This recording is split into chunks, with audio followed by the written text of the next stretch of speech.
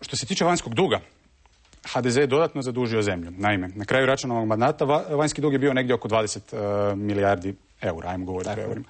Danas je oko 30. Danas je preciznije 28,9 milijardi eura. Dakle, povećanje, SDP je preuzeo državu sa 10 milijardi, zadužio je na 20, dakle duplo. Za 100% je povećao vanjski dug. Mi danas govorimo o 50% povećanju vanjskog duga. Mi smo zaustavili vanjsko zaduživanje, a država je u pojedinim... Ali da budemo jasni, ali ste isto kao i SDP zadužili državu, vi kažete za 8,4, do kraja mandata to će možda biti i 10. Državu, dakle, od 10 milijardi eura SDP, 10 milijardi eura HDZ. Ne, imate obračune po kojima se to radi, indekse, kako se utvrđuje... Jasno mi, ali ja govorim o ukupnim iznosima. Ali, ono što je važno, u tom ukupnom dugu nije samo država. Država je smanjila u nekim elementima. Bilo je mjeseci kad je država smanjivala vanjski dug. Ne može ona početi smanjivati jer je takav je, idete nizbrdo, onda morate kočiti, ne možete odjednom prekinuti zaduživanje, ali je država u značajnoj mjeri usporila strani dug. Zaduživanje. Kaže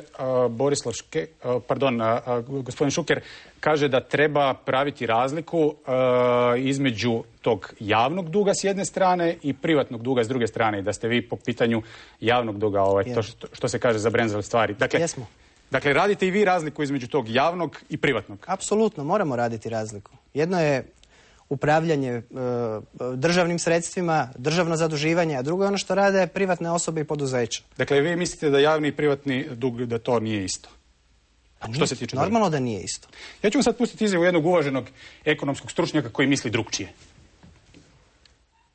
Za države poput Hrvatske nema razlike između javnog i inozemnog duga. Za države poput Hrvatske nema razlike između javnog i inozemnog duga. Mi smo, kada dođe kriza, inozemni vjerovnici nađu načina da cjelokupan dug privatnih osoba, a da ne govorim banaka, proglase dugom njihovih država. U trenutku kad nastane kriza, vjerovnici, kreditori ne pitaju čiji je to dug. Svi smo dužni i zato treba statistički reći da smo dužni sa 4.200 ili 300 dolara američkih. Evo, gospodine Jandrokoviću, uvaženi ekonomski stručnjak kaže da je to sve isto.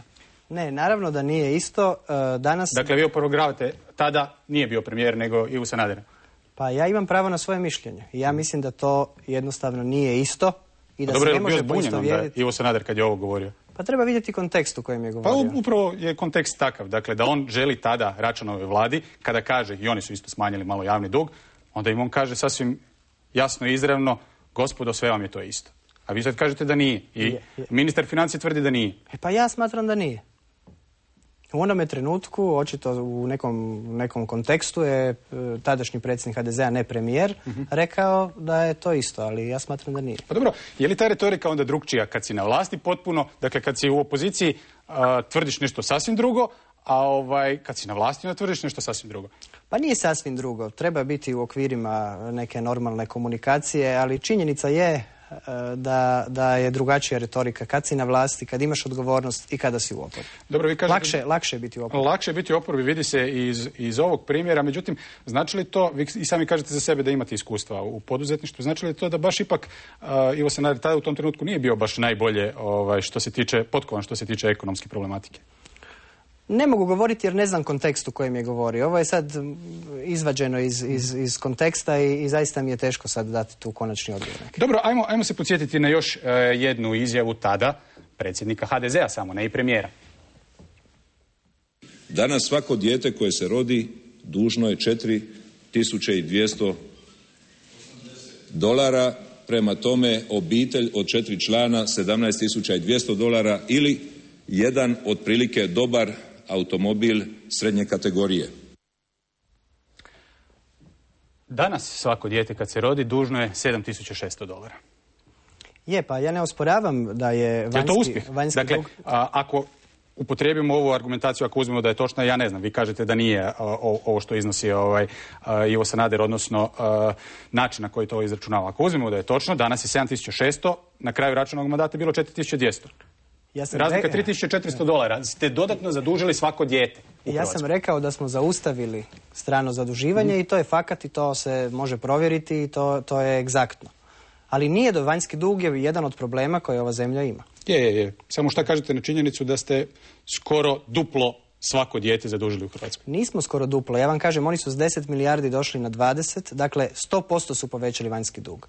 Mi smo Ja vam govorim podatak $4.200, danas $7.600. Taj podatak nemam kod sebe, tako da ga ne mogu komentirati. Dobro.